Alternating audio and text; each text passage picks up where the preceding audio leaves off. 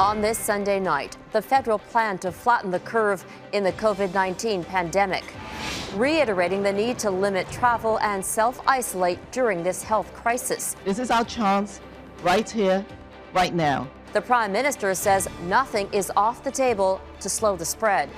Some Canadian schools are extending spring break to contain COVID-19, but it's not consistent across the country. Millions owed to those who served this country. It's not fair to veterans. Where is the money going? And the inside look at sex trafficking in Canada, a survivor's story.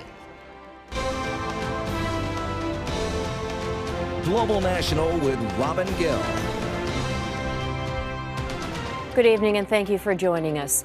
Canadians are bracing for a dramatic change in everyday life as the week starts with schools, daycares, and some businesses closed in many parts of the country.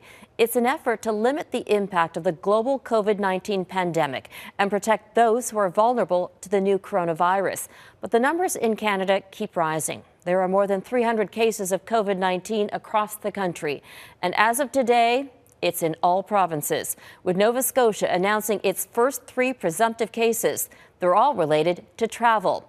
But the outbreak is hitting Ontario the hardest, with more than 40 new cases since yesterday, bringing the total in that province to at least 145. Just 5 of the province's cases have been resolved so far. But while other countries, including the United States, have declared a national emergency, the head of Canada's public health agency says there's no need to do that here. Some of the other sort of declarations that you've seen in other countries are for them to seek additional authorities, which could be financial. At least at the federal level, we already have the necessary tools and mechanisms and authorities to obtain the kind of funding and other authorities that we need. But Dr. Tam is reiterating the call for Canadians to postpone or cancel any international travel. WestJet says 2 passengers on 2 recent flights tested positive for COVID-19. One passenger was on a flight from Vancouver to Kelowna on March 10th. The other was on a flight from London Gatwick to Toronto Pearson on March 11th. That fear has fewer people traveling anyway, which will likely lead airlines to cut flights. Now the rush is on to get Canadians already outside of the country home before travel becomes more difficult. Here's Abigail Bimman. That was my concern. I didn't want the borders to close down. After being told by Ottawa to get back while you still can, airports are busy with returning Canadians. Nerves on high, Elliot Maggs witnessed a fight in the customs line. Someone had, bumped into someone else, and then the other guy said, "Whoa, what are you doing?" He had a face mask on. Calling COVID-19 a serious public health threat, the country's top doctor is now asking Canadians returning from anywhere to self-isolate for 14 days. With cases rapidly increasing in Canada, particularly in British Columbia, Ontario, and Alberta, a window to flatten the curve of the epidemic is narrow. We're all being very, very careful. Justin Trudeau is holding a rare Sunday cabinet meeting, speaking from outside his home where he is self-isolating. In an interview with CTV's Question Period, the Prime Minister addressed whether it's time to close the border. We have taken some very strong measures, and we are not taking anything off the table. We are looking daily at next steps that we might take or we should take, and those conversations continue. I don't know how I'm going to survive out here if I can't get home. Meanwhile, plenty of Canadians feel stuck overseas. Jordan Delarge teaches English in France. He has a flight home booked for the end of March. Trying to come home earlier seems impossible. There's certainly no flights within the next 4 days. And then you'll find one flight that's around $4,000 for first class, and then no more flights, and then another one $6,000. We have a flight booked. While this BC couple has been on a cruise for 2 weeks and tells Global News they're currently stuck at sea with other Canadians, Chile won't let them dock. The authorities from celebrities and from the ship are negotiating with the government of Chile to try to get us off the ship. We have a flight booked tomorrow evening from Santiago to Toronto, then Vancouver, then Victoria. And I guess we just have to wait and see if we can get on it or not, or if they let us out. Canadians who are air passenger rights advocate Gabor Lukács calls it a dire situation. The challenge people are going to face is that there will be no flights back. There's been no talk of what happens for Canadians stranded who tried to come home, while Canada's top doctor says declaring a national emergency isn't necessary in this country, as Canada has the tools it needs to deal with the situation for now. Abigail Bimman, Global News, Ottawa.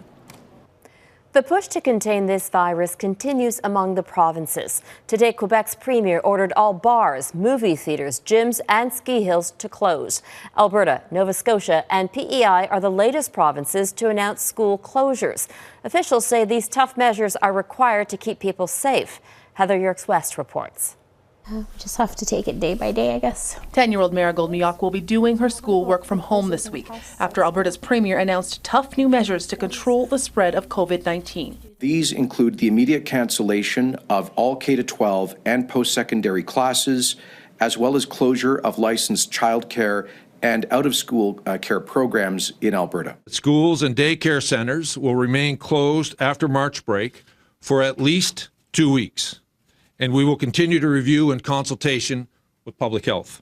That means classes are now cancelled across Manitoba, Ontario, Quebec, Nova Scotia, PEI, and Alberta.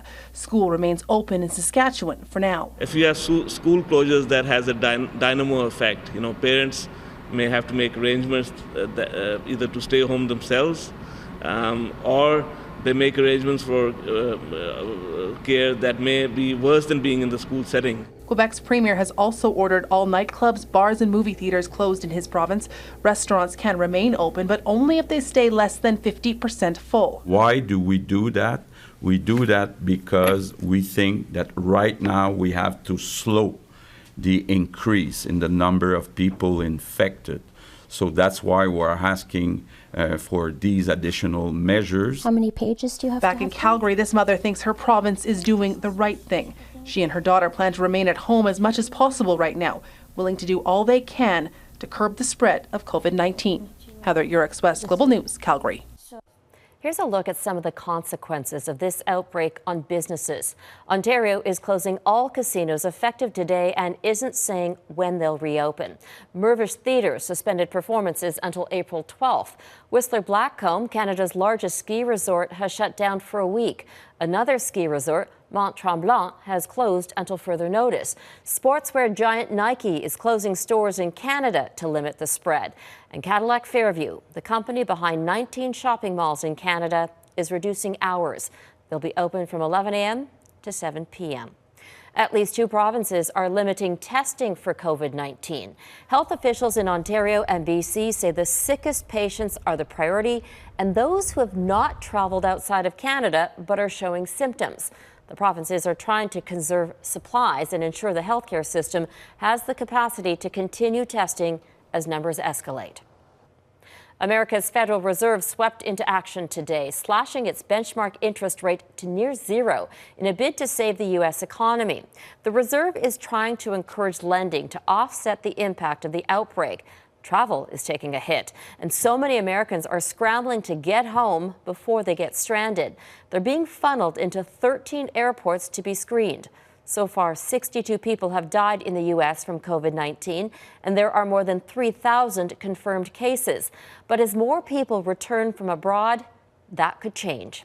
Here's Jennifer Johnson.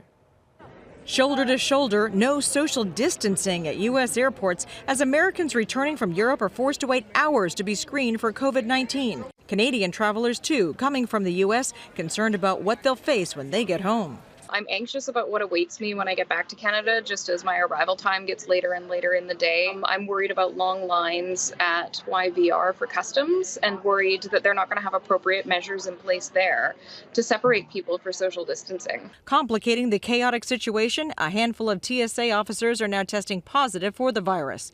Federal officials are working to get more staff to speed up the testing process, but local officials are furious. Hundreds and hundreds of people, and that's exactly what you don't want in this pandemic. The nation's top infectious disease doctor raising the possibility of a 14-day nationwide lockdown to keep people home, out of restaurants, bars, movie theaters, and other public places. But I think we should really be overly aggressive and get criticized for overreacting. Dr. Fauci says there are no plans yet for domestic travel restrictions, but warned everything is on the table. With limited testing available, many experts question whether the number of reported cases of COVID-19 in the U.S. is accurate. The White House promising millions more tests will be available soon. We will now have access in the days ahead to more than 2,000 labs across the country that have the equipment today to process coronavirus tests much more rapidly and a much higher volume. New York's governor is now calling on President Trump to activate the military immediately to help build more makeshift medical facilities. Use them to come in right now, identify existing facilities that can be retrofitted, and use them to do it. Ohio is now closing all bars and restaurants indefinitely. Empty pews Sunday at Washington's famed National Cathedral. Times Square is quiet. Desperate measures taken across the country to keep people home. Meanwhile, the White House has announced that President Trump has tested negative for the virus after being exposed to people who had tested positive. Jennifer Johnson, Global News, Washington. COVID-19 has killed more than 6,000 people around the world. As cases spike, some countries are taking radical action by closing borders and imposing mandatory quarantines on anyone arriving from overseas. Britain's Health Secretary Matt Hancock confirmed today that measures similar to ones used during wartime will soon be imposed across the UK. Anyone over 70 years old will be told to stay inside, potentially for months. Car makers will be told to produce medical equipment, and hotels will be turned into hospitals. We are going to take the powers to make sure that we can quarantine people if they are a risk to public health, yes. And that's important, and take other action that you just normally wouldn't. Meanwhile, Denmark closed its borders yesterday to everyone except its citizens and residents. Germany is set to follow suit, shutting borders with France, Switzerland, and Austria. The Czech Republic, which has already closed its borders, is now weighing a nationwide quarantine. And in Australia, anyone arriving will now be forced to self-isolate for 14 days, and foreign cruise ships are banned from docking in that country. Italy suffered its most deaths in a single day. 368 people died in that country in just 24 hours. Spain is the second hardest hit country in Europe, with 289 deaths and almost 8,000 confirmed cases. The government is using drones to tell its citizens to stay indoors. They can only go out to buy food and medicine. All social gatherings are banned. The health official leading Iran's response to COVID-19 today acknowledged the pandemic could overwhelm hospitals there. Iran is already building mass graves to bury the dead and is the worst affected country in the Middle East. 724 people are dead and nearly 14,000 are infected. Today, Iran's Ministry of Health confirmed 113 people died in 24 hours, its highest daily death toll since the virus took hold. Another 1,200 cases have been confirmed, but there are still questions about the true scope of the outbreak. COVID-19 is also spreading across Africa. 24 of the continent's 54 countries now have confirmed cases. Health officials say all cases were brought by overseas travelers. We know you have lots of questions about the virus. Our Jeff Semple will consult with experts and try to answer them. So email us at yourquestions@globalnews.ca, and our website has a special page dedicated entirely to the new coronavirus. Coming up, millions of dollars are earmarked for Canadian veterans, so why aren't they seeing the benefits?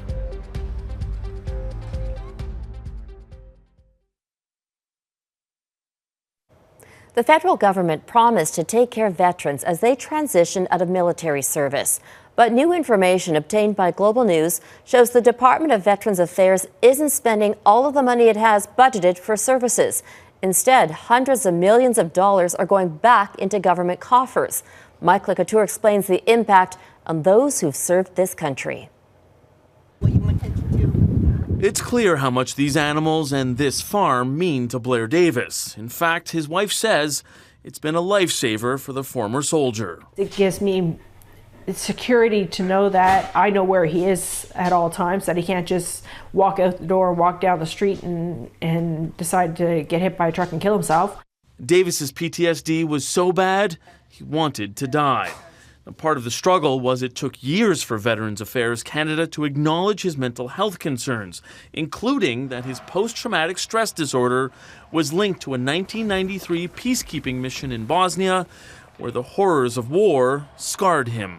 The wall had a picture of a unicorn and flowers, and it was a little girl's room, and it was all blown up all around, but it's just, you could sense that a little girl lived there, and it was hard. The battle he's waging now is against his own country in order to get health services from Veterans Affairs Canada. According to the department, only 1/3 of veterans' disability cases are processed within their stated goal of 16 weeks.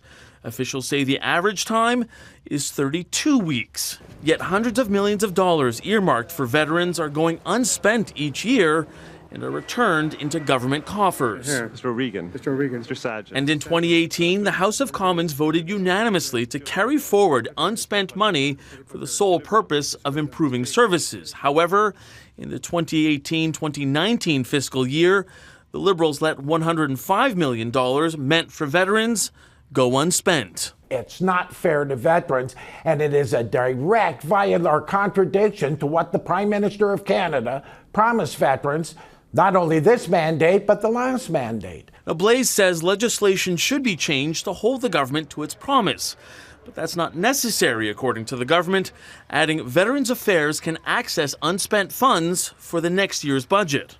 The point is that no matter how many veterans come forward, 10 or 10,000, the funds will always be there. But Kim and Blair Davis say many vets have to fight for those funds and services.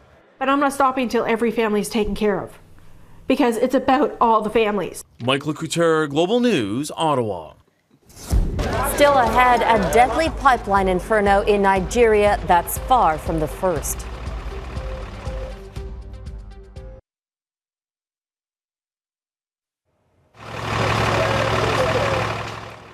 Firefighters in Nigeria tried to quell the flames of a deadly pipeline explosion in Lagos. At least 15 people were killed and about 50 buildings were destroyed in the resulting fire. It's not yet known what caused the blast, but pipeline explosions are common throughout Nigeria. They're usually connected to oil thieves. The COVID-19 crisis is delaying the corruption trial for Israel's Prime Minister. Benjamin Netanyahu's trial was scheduled to start on Tuesday, but it has now been postponed for 2 months due to developments related to the spread of coronavirus. Netanyahu is facing several charges, including bribery, breach of trust, and fraud. He denies all of them. He is Israel's longest-serving leader, and opponents are accusing him of exploiting the pandemic in an attempt to hold on to power. The country has had 3 inconclusive elections in less than a year. And today, Netanyahu's main political rival, Benny Gantz, won support from Israel's Arab coalition to form government. Up next, after escaping the despair of sex trafficking, 3 women share their stories.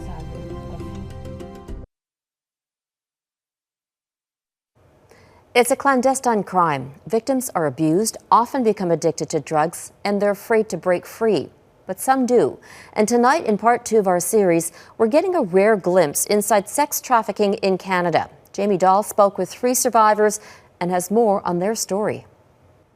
You have this option of, well, this is what you're going to do or you're going to die. Abused, addicted, and sold for sex. Not so long ago, Renee, Sarah, and Louis, not their real names, were living that nightmare. How big of a problem is this? Bigger than you think. Yeah. They say the people paying can include men, women, couples. Most of the ones that I've come through in my life have been married and had families. Louis says she once made $25,000 in one night. All the money I made was going to the guy's child support, was going to his car payments, going to our rent. The abuse and things just got worse and worse, and he'd still make me work. So why not leave? Why not try to escape? He constantly threatened me. He scared me more than anything. And losing my house scared me. And being homeless again scared me. And I was told that 5 or 6 times. They were going to kill me or they were going to kill my parents if I didn't do what I was told. So that's why I went along with everything as much as I didn't want to. I was feared for my life and for my family. But the day did eventually come for all 3 of these women. when they decided enough was enough. I was looking in the mirror with my nose bleeding, and I was just sick of myself. I was just really sick of me. Finally, I just turned myself into the homeless shelter, and then my counselor suggested Reset. Reset is the only full-year program of its kind in Canada dedicated to helping victims of sexual exploitation and trafficking. The girls move into homes with other survivors, are protected, go to class, taught life skills, and get sober. The longer they're here, they start planning their future and they're dreaming. We have a lot of laughter in the class, there's a lot of tears. And it's not just the women they help, but their children too. We see such a change from the wee little guys when they come in, and a lot of them are broken too. They've lived that lifestyle. They've seen the violence and the trauma. These women, who are more than halfway through, credit the program, The Sisterhood, for saving their lives. I finally feel safe and I feel free, and I don't have to look over my shoulder anymore. Renee, who arrived here homeless, 7 months pregnant and battling a heroin addiction, had her baby with her Reset caseworker by her side. It's made me into the woman I should be. It's changed me 100%. Lewis is sober and now wants to go into social work. It all goes back to that whole we'll love you till you can love yourself thing, We all fight for each other just as much for ourselves. Do you ever feel that you could go back to that? No. I feel like, not by choice, but I feel like it could happen again. But now I just can see the signs and know if I'm heading in that direction again. Jamie Dahl, Global News, Calgary.